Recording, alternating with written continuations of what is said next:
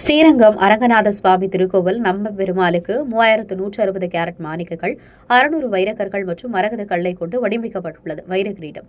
இஸ்லாமிய பரதநாட்டியம் கலைஞர் ஜாகிர் ஹுசைன் ஸ்ரீரங்கம் கோவில் இணை ஆணையர் மாரியப்பன் தலைமையர்ச்சகர் சுந்தர் பட்டாரிடம் வழங்கினார். 108 வைணவ தலங்களில் முதன்மையானதும் பூலோக வைகுண்டம் என்று அழைக்கப்படும் ஸ்ரீரங்கம் அருள்மிகு அரங்கநாத சாமி திருக்கோவிலுக்கு ஏராளமானோர் தங்கம், வைரம் ஆகியவற்றை காணிக்கையாக வாடிக்கை வருகின்றனர்.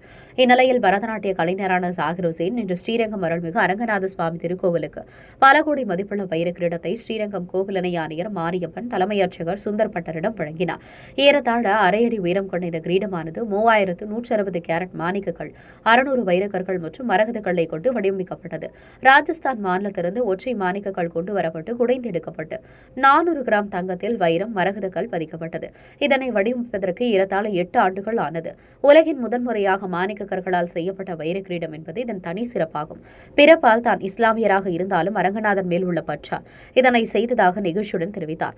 இதன் மதிப்பு பல கோடி ரூபாய் இருக்கும் என்றாலும் அதன் உண்மையான மதிப்பை அவர் கூறவில்லை விரும்பவில்லை.